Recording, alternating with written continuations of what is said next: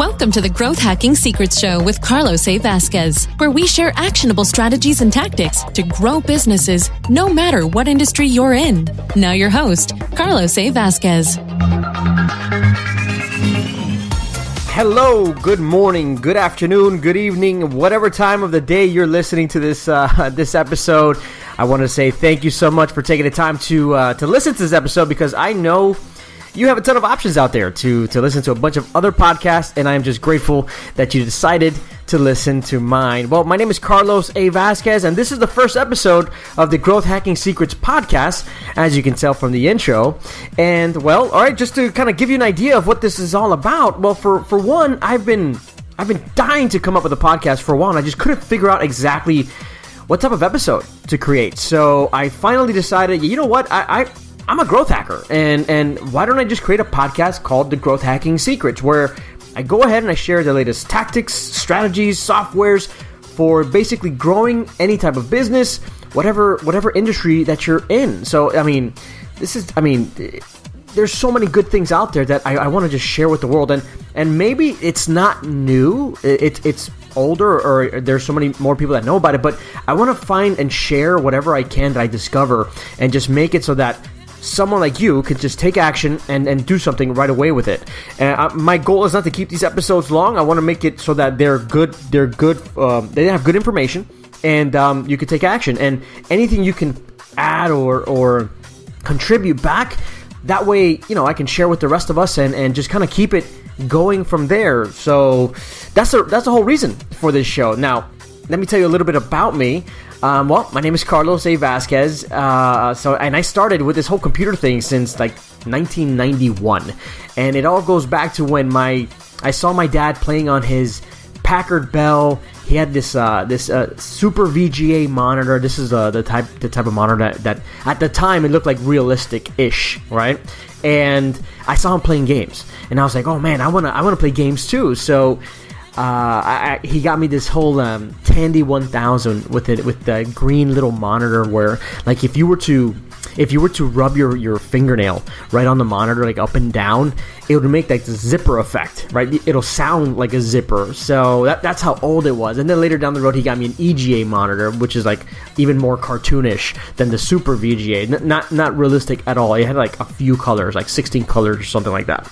Anyways, he said, if you want to play games, you need to read this book. And it was this book on DOS. And I was like, this sucks. I don't want to read a book. I want to play a game. Back then we had the Nintendo. We had the Atari. I had an Atari 2600.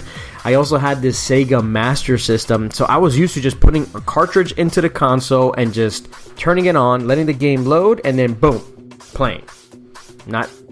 It's not like that at all with a computer. I had to actually run a bunch of commands. So I was discouraged, but I did like to read. And then I decided to read it, and eventually he created this monster. So now I'm the type of person that I love to read and figure stuff out on my own, and then just apply whatever I know, which is kind of like what leads me to this whole growth hacking experience. In 1997, I gained access to Microsoft Front Page 97, where I was able to right-click a website, click on View Source, and then paste it right inside of Front Page 97. And then from there, I learned how to build websites, right? So now I'm here building websites for the fun of it. And then 1999, I joined the Marine Corps, and I went in as an ammunition technician initially, and it's like a tongue twister. I went in as an ammo tech. If you ever seen the movie Saving Private Ryan, I don't like the character, but what he was doing, the guy that played Upham, not the actor, but the character, his role was to make sure the ammunition went to the front lines and back. Well, that was what I went into the Marine Corps for. That's another story. I didn't choose to be. You know what? I guess I did choose it, but the recruiter really wasn't straightforward with me. He did say it was a logistical position, and logistics sounds a lot cooler, right? So I went in as an ammo tech, but then the master gunnery sergeant said, "Hey, I heard you know about computers," so I showed him what I had, and then I got a secondary job, secondary MOS, as a computer specialist. At the time, the 4-number code was like 4066, but then it changed like to 0651 or something like that. My Marine Corps cats know what that means. And then I also got a Marine Corps recruiter job, and then I also became a martial arts instructor. So I feel like my whole Marine Corps experience has a nice little well balance with physical intelligence and sales, right? And believe me, sales recruiting is like, you learn how to really sell. They taught me a whole like standard operating procedures on sales, and I did pretty good. And then in 2003, that's when I came back to Miami. And then that's where two good friends of mine, they were in Enrique Santos and Joe Ferrero.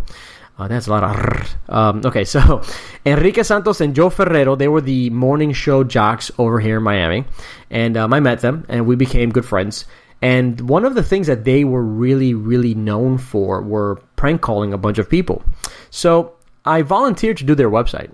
And I did it for free. I wanted to get the experience, and I wanted to go ahead and just see if anything came out of it, because I loved all that computer stuff. And I mean, how much cooler can it get that I can do something for free that I love to do, and I get to meet a bunch of celebrities, get a bunch of concert tickets, do a bunch of fun stuff, right?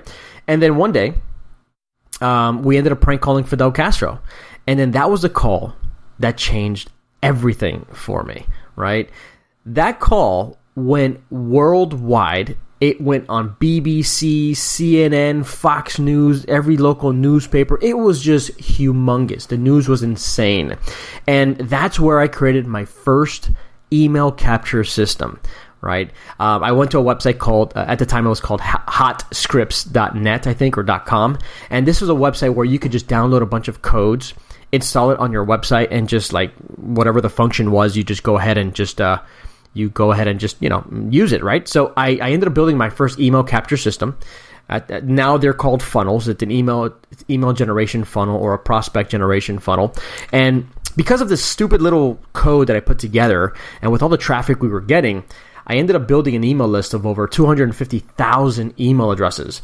And this opened the station's eyes, and they decided that, you know what, we need to monetize this, and we need to go ahead and use Carlos to our advantage, because not only did he volunteer, but we could probably get it for cheap. And they definitely did get me for cheap.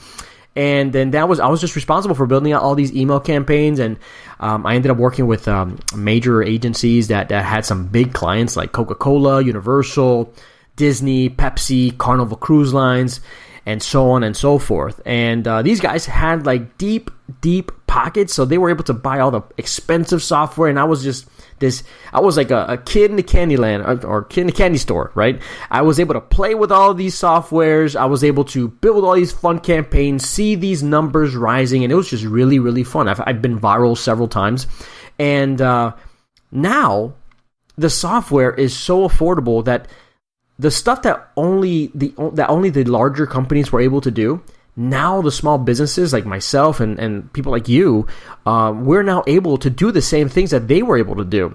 And since I've already been in this space for quite some time, I already had an advantage, because I already knew how to use all of this software, and I knew how to just leverage all of this. And so now what I do is I go ahead and I teach small business owners how to leverage automations and funnels and paid ads to grow their business, different pieces of software to grow their business, so that way they're not caught spending millions and millions of dollars just to do something that now we can do it with a lot less. So as a growth hacker, it is our duty to find effective ways that are not only cost effective, but it's measurable, and that we're able to just move the needle, get some results, and just have fun, and at the end of the day, grow our businesses, grow our careers in whatever it is that we're trying to do. So that's my story, and I'm just going to go ahead and end it there. That way you get to know a little bit more about me and what it is that I'm all about. And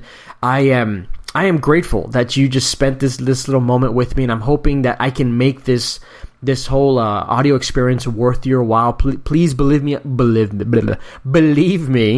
I'm going to put all of my effort to all of the experience that I've learned from radio. I'm going to go ahead and just apply it here. Plus, I'm going to share my toys, my tools, my experiences. Plus, I'm going to also bring people on the show that can just share their secrets, so that way you could take full advantage of it. So thank you so much for listening, and I hope that you just join the growth hacking secrets community, because this is the way we can go ahead and just keep the conversation going. You can share input, and if you just want to be a part of the show, go ahead and just visit the page, miamimarketer.com/growth, and just come on board. And I'd love to have you as a part of the community, because the more of us that we unite, the more of a difference that we can all make in each other's lives. So I hope that you come by, and I look forward to download the next episode.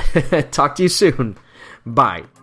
Thanks for listening to the Growth Hacking Secrets Show with Carlos A. Vazquez. Want to join the exclusive growth hacking community? Of course you do. Make sure to visit us at miamimarketer.com/growth for more info. See you soon.